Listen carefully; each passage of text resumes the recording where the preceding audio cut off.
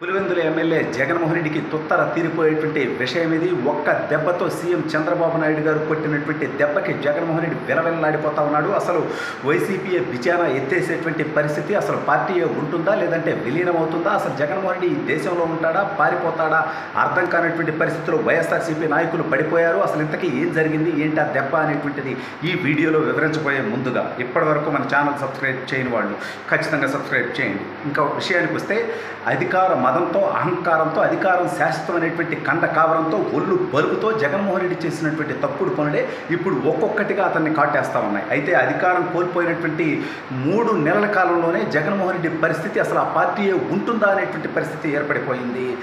ఎందుకు అంటే జగన్మోహన్ రెడ్డి చేసినటువంటి తప్పుడు పనులు అన్నీ అనేక రకాలైనటువంటి వ్యవస్థలను విధ్వంసం చేసినటువంటి ఈ నికృష్టమైనటువంటి పరిపాలన పైన ప్రజలు విసుగు చెంది 11 సీట్లతో ప్రతిపక్ష నేత హోదా కూడా లేకుండా జగన్మోహన్ రెడ్డికి చెప్పు దెబ్బ కొట్టినప్పటికీ సిగ్గు లేకుండా ఇంకా అదే వ్యవహార శైలితో ఉంటున్నటువంటి జగన్మోహన్ రెడ్డికి సీఎం చంద్రబాబు నాయుడు గారు కొట్టినటువంటి ఒక్క దెబ్బతో విలవల్లాడిపోతా ఉన్నాడు. ఇవాళ తెలుగుదేశం పార్టీ ఆఫీసు మీద దాడి కేసుకు సంబంధించి నందిగం సురేష్ అప్రూవర్గా మారిపోతాడనేటువంటి వార్తలు ఒకవైపు వస్తూ ఉంటే, మరోవైపు ముంబై నుంచి బాలీవుడ్ నటి కాదంబరి జత్వానీని తీసుకొచ్చి అత్యంత పాశవికంగా 42 రోజుల పాటు జైల్లో ఉంచి 18 రోజుల పాటు వీటీపీఎస్ గెస్ట్ హౌస్లో పెట్టినటువంటి చిత్రహింసలకు సంబంధించి 3 ఐపీఎస్ అధికారులు ఆల్రెడీ సస్పెండ్ అయ్యారు. కాంతిరాణ టాటా, అదేవిధంగా పిఎస్ఆర్ ఆంజనేయులు, అదేవిధంగా విశాల్ గున్ని. అయితే వీళ్ళల్లో విశాల్ గున్ని నేను అప్రూవర్గా మారిపోతాను, ఎవరు కేసు పెట్టమన్నారు, ఎవరు ప్రోద్బలంతో మేము చేశాము, ఎలా చేశాము, ఏ తప్పుడు పనులు చేశాము, ఇందులో ఎవరెవరు పాల్గొన్నారు అనేటువంటి అంశాన్ని విశాల్ గున్ని పూర్తిగా నేను బహిరంగపరుస్తాను అని చెప్పేటువంటి పరిస్థితి ఏర్పడడంతో జగన్మోహన్ రెడ్డికి దిక్కుతోచినటువంటి స్థితి. ఎందుకంటే ఈ ఆదేశాలు వచ్చింది జగన్మోహన్ రెడ్డి దగ్గర నుంచి.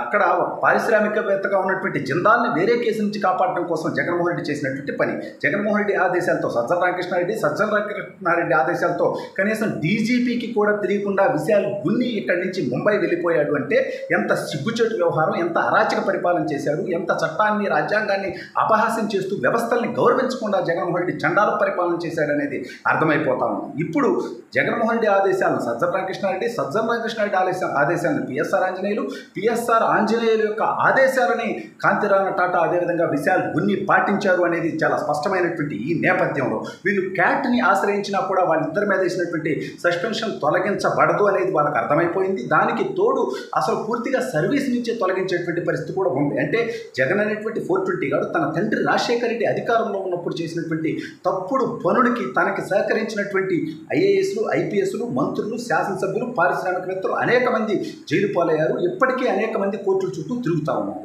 ఈసారి స్వయంగా జగన్మోహన్ రెడ్డి ముఖ్యమంత్రి అయినటువంటి నేపథ్యంలో తను చేసినటువంటి విధ్వంసం, అరాచకం, దుర్మార్గం, ఏకంగా ఏ తప్పు చేయనటువంటి చంద్రబాబు నాయుడు గారి పైన అక్రమ కేసులు ఒకదాని మీద ఒకటి పెట్టి 53 రోజుల పాటు రాజమండ్రిలో జ్యుడిషియల్ రిమాండ్లో ఉంచినటువంటి ఈ దౌర్భాగ్యుడి పరిపాలనతో పాటు సొంత పార్టీ ఎంపీ రఘురామకృష్ణరాజు గారి దగ్గర నుంచి ఇతని తప్పుల్ని ప్రశ్నించినందుకు, ఇతని పార్టీ ఎమ్మెల్యేలు, మంత్రులు, నాయకులు కూస్తున్నటువంటి తప్పుడు కూతల్ని ఖండించినందుకు నా దాకా అనేక మంది మీద అక్రమ కేసులు పెట్టి 3rd డిగ్రీలు ప్రయోగించి దానికి పోలీసులు అనేటువంటి బానిసల్ని వాడుకుంటే ఇవాళ వాళ్ళు ఒక్కొక్కరుగా జగన్ అధికారం శాశ్వతం 30 ఏళ్ళు అధికారంలో ఉంటాడు, మనకి పదవులు ఇస్తాడు, ప్రమోషన్లు ఇస్తాడు, డబ్బు ఇస్తాడు, కులం కోసం కొందరు, మతం కోసం కొందరు ఈ తప్పుడు పనుల్లో భాగస్వాములైతే తప్పు చేసిన వాడు ఎప్పటికన్నా శిక్షించబడతాడు అనేటువంటి నానుడి నిజమవుతూ ఇవాళ జగన్మోహన్ రెడ్డి అధికారం కోల్పోయిన తర్వాత ఏ వ్యక్తులైతే జగన్మోహన్ రెడ్డికి సహకరించారో వాళ్ళే అప్రూవర్లుగా మారేటువంటి పరిస్థితి. 5 సంవత్సరాల తన అధికారాన్ని అడ్డం పెట్టుకొని సొంత బాబాయిని అత్యంత పాశవికంగా చంపినటువంటి అవినాష్ రెడ్డిని, భాస్కర్ రెడ్డిని, తన పార్టీలో ఉన్నటువంటి శివశంకర్ రెడ్డిని కాపాడుకుంటూ వచ్చినటువంటి జగన్మోహన్ రెడ్డి అన్నా నా తండ్రి హంతకుల్ని శిక్షించన్నా అని చెప్పి సొంత సోదరి వైఎస్ సునీతారెడ్డి గారు అడుగుతుంటే పట్టించుకోకుండా తనని, తన భర్తని కూడా వేధించినటువంటి జగన్మోహన్ రెడ్డి కాలం కలిసి రాక వాడి పాపం పండి ఇవాళ జగన్మోహన్ రెడ్డి సోదరి వైఎస్ సునీతారెడ్డి గారు చంద్రబాబు నాయుడు గారిని కలిసి తనపైన జగన్మోహన్ రెడ్డి పెట్టినటువంటి అక్రమ కేసుల నుంచి విముక్తి కల్పించమని, దాంతోపాటు తన తండ్రి హంతకుల్ని శిక్షించడంలో ఆ కేసు పురోగతి విషయంలో చంద్రబాబు నాయుడు గారిని సహకరించమని అడిగింది అంటే జగన్మోహన్ రెడ్డి స్థానంలో ఇంకెవరైనా ఉంటే కడుపుకు అన్నం తింటున్నట్ట, వాడు అసలు భూమి మీద బతకడానికి అర్హత ఉంటుందా? నీ సొంత చెల్లి నిన్ను విభేదించి ఒక పార్టీ పెట్టుకుంది, ఆ పార్టీ నుంచి మళ్ళీ కాంగ్రెస్ పార్టీకి వెళ్ళింది, నీ తల్లి నీ పార్టీ నుంచి నువ్వే నీ తల్లిని గెంటేసినటువంటి పరిస్థితి, ఇంకో చెల్లి తన ప్రాణాలకు రక్షణ లేదన్నటువంటి పరిస్థితి. ఈ దౌర్భాగ్యుడి కంటే రాష్ట్రంలో ఉన్నటువంటి అక్క చెమ్మల మీద ప్రేమ కారిపోతూ ఉంటుందంట.